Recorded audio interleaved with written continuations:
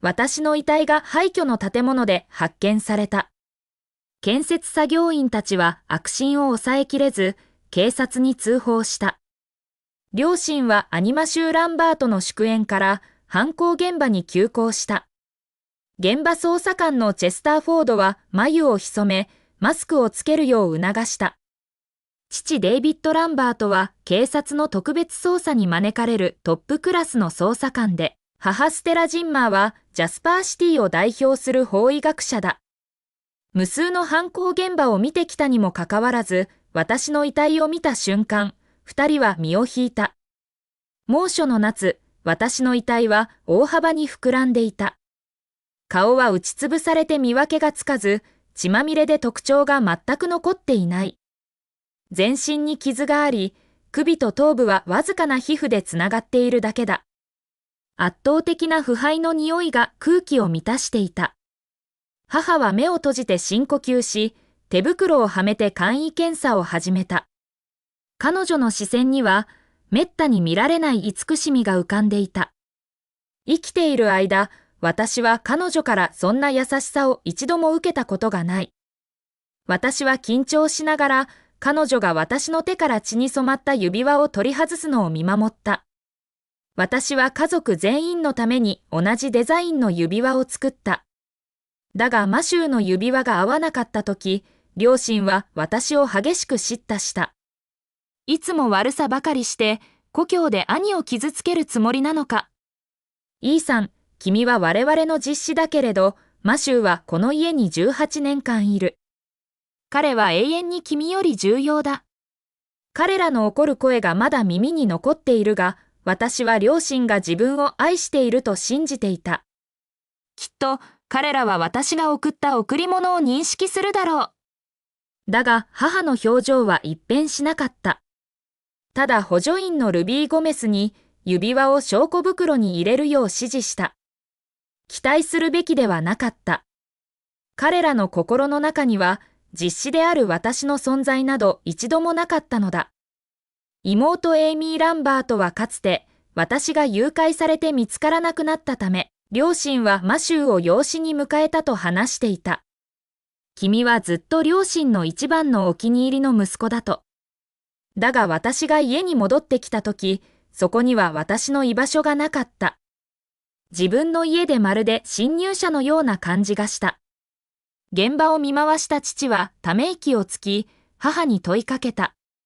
この遺体の状況は？母は手袋を脱ぎ、顔により集まったシワを揉んだ。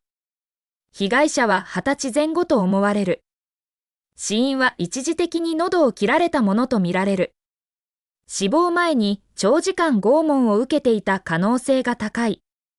犯行は残虐で社会的な影響が大きい。マスコミに広まる前に速やかに事件を解決しなければならない父はタバコに火をつけて深く吸い込んだ。心配そうな表情だった。死んでも私はまだ両親に迷惑をかけているのだ。チェスターは注意を促した。殺人犯はまだ捕まっていない。家では用心した方がいい。二人の息子がいるんだから夜は外出させないように。母の声はうんざりした調子だった。マシューはいつも言う通りにする。問題はイーさんの方だ。彼は手に負えない。チェスターは両親の旧友で我が家の状況を知り尽くしていた。父は右肩をこすった。チェスターがそれに気づき問いかけた。デイビッド、肩の痛みが再発したのか？父は手を振った。大丈夫。イーさんが買ってきた鎮痛パッチを貼って。言葉は途中で止まった。反抗的だと罵る息子が、それでも彼らの健康を気にかけていたことを思い出したのだろう。チェスターは父の肩を叩いた。イーさんにはもっと優しくした方がいい。つい、彼は君たちの実子だ。父は首を振った。数日前、マシューのテニスの試合があって、ずっとイーさんに来てくれるよう頼んでいた。だがイーさんは電話に出た後、連絡が途絶えた。マシューは兄のことが心配で、3位しか取れなかった。E さんは数日間かに帰っていない。どこかで死んでいるのかもしれない。自分で育てた子供じゃ、どうしても手に負えないものだ。両親の愚痴と非難を聞いて、私の心は冷え切った。お父さん、お母さん。私は家に帰りたくなかったわけじゃない。ただもう帰れなかったのだ。あなたたちが恩知らずだと罵る息子は、マシューのテニス試合の日に死んでいた。私の遺体は今、あなたたちの目の前にあるのに。第2章。事件ブリーフィングで、母の検視報告を聞いた刑事たちはみんな、厳しい表情を浮かべた。私の死は凄惨で、顔面識別は不可能だった。遺体が捨てられた廃墟の建物は第一現場ではなく、事件解決の難易度が大幅に上がった。父は刑事たちに、遺体発見地周辺の不審者や不審な動きを徹底的に捜査するよう指示した。法医学者に再検視を依頼し、新たな発見がないか確認する。DNA サンプルは速やかに法科学研究所に送る。そう言って父は母に指示を残し、チームと共に急いで出発した。彼らは生きている私より、遺体に対して高多の関心を示していた。母はかつてマシューの髪を撫でながら、法医学者は尊厳ある職業だと話していた。死者の声を届けることは重要な義務だと。私はマシューがうなずくのを見た。だが母が背を向けた瞬間、マシューは嫌悪そうに髪を払拭した。その時、私はマシューの顔を平手打ちした。だが父は私を罰し、頭の髪を全部剃ってしまった。今、母は悲しそうな表情で私の髪にそっと手を当て、小声でつぶやいた。こんな惨状で死ぬなんて家族は心を引き裂かれるだろう。私は苦しく笑った。私の家族はむしろ私の死を歓迎しているだろう。エイミーだけが少し悲しむかもしれない。母の手袋をはめた手が私の背中を撫でた。そこには大きな火傷の斑痕がある。誘拐された時にできたものだ。などし、彼らが私を家に連れて帰り、着替えをした時、母はその斑痕を驚いたように見つめた。表情には嫌悪感が浮かんでいた。背中にどうしてこんなものが？気持ち悪い。マシューを驚かせるな。今、この斑痕で彼らは私を認識できるだろうか？私は緊張して唇を噛んだ。額に汗が浮かんできた。だが1秒後、母は平気でそれを退けた。これは今回の事件でできたものではない。突然、ルビーが小声で驚いた。ステラ博士、被害者の胃の中に紙があります。母は目を見開き、紙を取り出してため息をついた。胃酸で腐食されている。後で現場捜査班に分析を依頼してみる。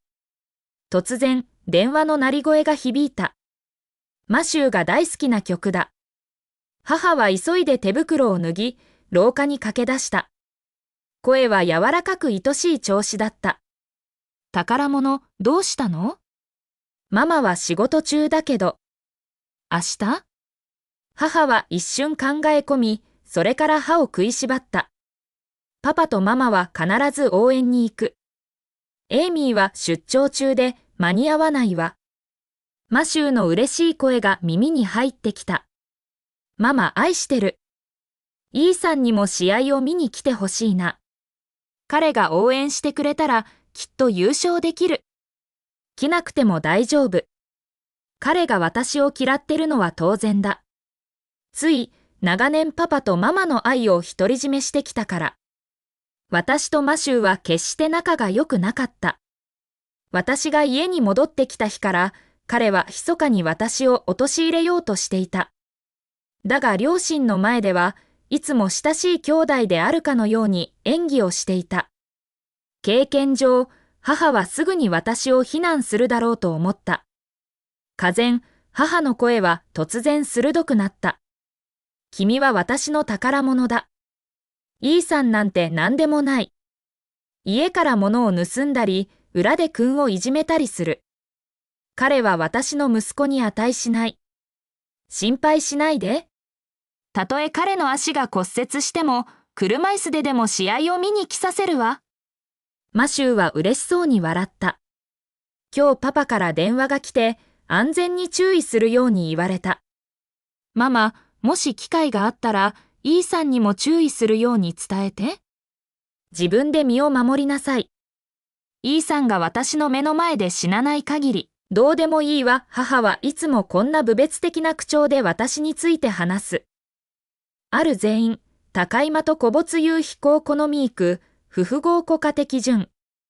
即死が非傀儡領、他や虚我改正し。在ほか心り、唯一的小忠有魔衆。多端新着魔衆的安全、客没人早期、画材前ほか新生まとこ。巻き、東立道割れぜし的、海ぜ重藩。つい、しわれ的人ぜ魔衆、自他、成ぜ教。